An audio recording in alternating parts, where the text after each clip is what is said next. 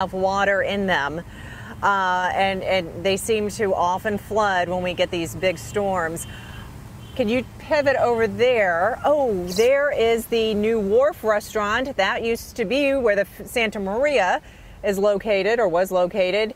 That's all boarded up, even though it's in the midst of construction, getting ready for the storm to come through. It looks like it did just fine, but of course more assessment is needed. There's nobody on the roads here, so I'm going to do something to show you something else, and that is on our left-hand side. And are you able to see this, Heather? This is a motorcycle or a scooter that has seen better days. It looks like it was really picked up by the floodwaters, because the floodwaters went all over the road that we are on right now, and certainly has had some damage to it. And then there looks to be a porta potty in front of us that has tipped over on its side. We saw this last night, and indeed it has not moved from where it was. It was probably rocked around quite a bit from the water that poured over the street here. So on our left is the Marion Motel, I think so, yeah, the Marion Motor Lodge. This place has survived for decades, and it seems to be okay. It is a little elevated, and so it does a lot better than other spots. And so as we continue to go through, one thing I'm noticing is that the Christmas lights that were on last night, you know, some places are getting ready for the Nights of Lights a little ahead of time, because we're going to have that start in 2 weeks. No Christmas lights are on right now. They were on some places last night, but they're not on right now, and that's because we don't have electricity down here. The electricity has been cut off, sadly, because there was a person who was electrocuted down here by being in the water, and also by a live wire. And so that person had CPR performed and then taken to the hospital.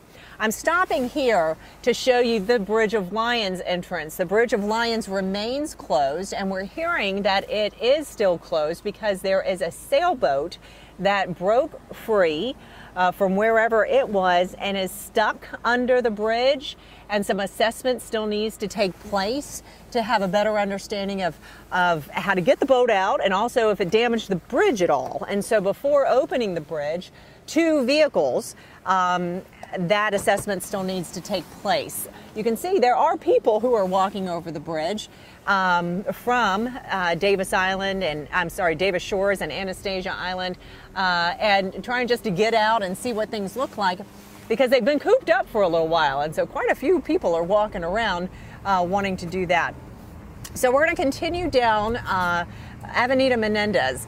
Things are not where they should be, like garbage cans and benches and things like that that were moved out of place and then came down the street in the water, as it was at least knee high here in the median, and the median is actually higher than the rest of the street. We've got 2 lanes going one way, 2 lanes going the other. This road was completely flooded when water, one, came over the seawall from the bay, and also up from the storm drains. I mean, when you have that much water, that much wind, and it's a high tide, or king tide at that, you've got water all over the place here. We're coming up to the fort, and this fort has survived so much, and it's still standing tall and strong. Usually this parking lot is flooded when we have a lot of rain, but it has all receded right now. And you can see some people are trying to just walk and see the place now that it's a little bit dry. But as we go up around the other side of the fort, I want to show you something that I kind of think is interesting, and that is there is a lot of standing water actually on the grounds of the fort. And interesting to note, because the parking lot of the fort itself is not flooded right now. But take a look at all of that water sitting in the grounds of the fort. And it, you know, that's striking. Gosh, look at all those birds fly by. You just got to take a breath and know what we've gone through in the last 24 hours. The water isn't done there. Look at this amount of water on the fort property. This is a national park. And, you know, the fort used to have a moat much closer to the fort. It doesn't have water in the moat anymore, but this is a lot of standing water here by the Castillo de San Marcos. As we continue to go up the San Marco Avenue, we have seen a lot of debris all over the roads and also the sidewalks. At this point, I want to let you know that we're going to continue showing you St. Augustine on our First Coast News app. But at some point, you are going to stop seeing me on First Coast News television channels.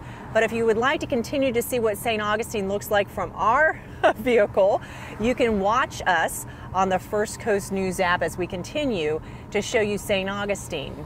So these are continuing to be low-lying parts of the city and just now starting to come back to life because it's starting to dry out a bit. We were even noticing, Heather, the photojournalist who's with me and running the camera, that there seems to be a lot more activity out right now than there was this time last night. I mean, this time last night, this city was quiet. Businesses closed, and there are still a lot of businesses that are closed, but I mean, there are just so many more cars out on the streets, so many more people out walking about now than there were. We're passing by the mission grounds. It looks like there's a lot of debris over by the mission grounds, and I'm going to just turn here and go down this side street to kind of show you that this cross is still standing. But look at all the debris in the parking lot. So we know a lot of water gets in here, and you can tell this is what is left by all that water pushing in, bringing in all that debris, and then letting it sit there as the water recedes. It's just kind of a telltale sign of where the water has been when it got really, really high. At this point, because there's nobody else around, I am going to do a little U-turn so we can get back out, because it looks like there's a fair amount of water further down the road, so I don't want to go in that. And we're going to make a U-turn here of not so fancy fashion and keep on going. So St. Augustine saw a high tide at around 9:30 this morning, but we started to see water really cover the roadways much earlier than that. Around 7:30 is when I finally woke up after working last night, and the road was covered. And it finally dissipated and went down, I would say around noon, 1, 2 o'clock, somewhere around there. And speaking with a meteorologist, Lou Turner, he does not believe that the high tide that we see tonight is going to be anywhere near as high as it was this morning. So that's a big relief for folks. So as we continue up San Marco, I'm just kind of checking to see how things are doing. We're going to dip down. You know what? We're going to actually go on to US 1 here. We're going to go around the Peanut, as people call it. It's that area where you kind of do that roundabout, but it's kind of in an oval type shape, and people get confused with it. And we're going to sit here, right here, and just kind of look around to see what we see as we watch for the red light. So off that way to the right, where Heather is pointing the camera, is where you would go onto Volano Beach, over the Volano Bridge. And we had a crew going out there earlier to kind of check out the place and shift the different crews out for our teams. And they had to speak with a person with one of the emergency management services or emergency crews, just to make sure that they were legitimately pressed and could go onto the island, because right now it is a rough situation on A1A, especially in a 6-mile stretch between Guana Road and what is it, Carcaba, and I apologize if I'm saying it wrong, but Carcaba Road. And so that part of A1A has really been undermined, cracked by broken dunes from the waves that have crashed against dunes and then broken through the dunes, and then also through putting water onto A1A. I mean, the images out there are just incredible. We're going to stay here on the mainland just to continue to check things out over here while our crew over there continues to do its fantastic job of showing you what's going on that way. Another area that we've seen some homes that got flooded because of Nicole is it's that area of Lincolnville. And we spoke to people and they said, oh yeah, we had 1.5 feet of water in our home, and that was on Riberia. 1.5 feet is a lot. And they had about that much with Hurricane Ian. And I said, well, did you get it repaired since Hurricane Ian? And they said, oh yeah, just in time for Nicole. And I've heard that from several people. Oh yeah, we were able to get things fixed, but then Nicole came. A lot of people were not expecting this to take place, especially this late in the year, this late in the season, but it did. US 1 we're on right now, and US 1, I know we're kind of getting dark here, but this is the higher part of the road system for St. Augustine. It's really the side streets that still have some water on them off to our left, which is to the east. My goodness, we're still seeing sprinkles of rain come down. I was hoping that we were done with the rain, but I know that we're still getting sprinkles because that's what the meteorologists have said we would get. But at some point you just hope to completely dry out, especially given what we've seen today. Again, the Bridge of Lions remains closed.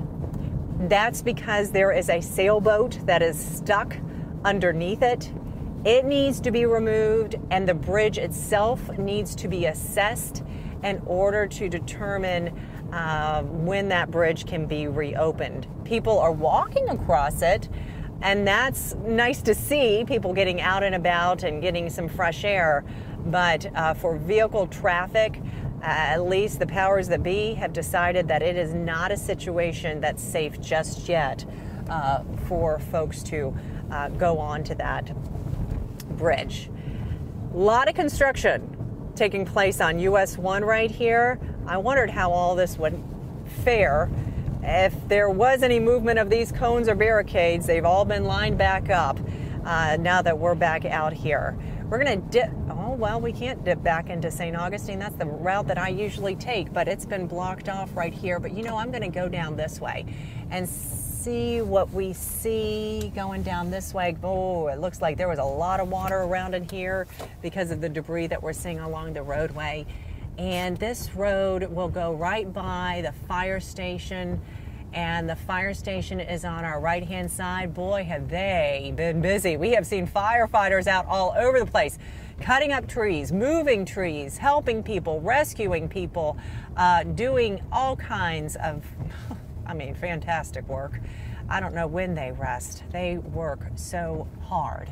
So we're coming up on King Street, and this is the police station on our left-hand side, the winery, the San Sebastian Winery, on our right-hand side. This is an area that has often flooded, and you can certainly see that it did again just looking at the debris line. And so we're getting back into downtown St. Augustine again, just to see how things look. And I would say it looks so much like what we've seen after other storms, after other big hurricanes. People will really know what the damage is like once they get back into their homes and into their businesses and see how high the water got into the structures. And that's when then the sadness comes, and also then the dedication to be resilient and make those homes and buildings back to the way they were if they were damaged at all. At this point, I think we're going to wrap things up because we've done pretty much almost a complete circle around the city of St. Augustine, or at least the downtown portion. And we are going to join you at a later time if we see anything else to show you. Signing off for now.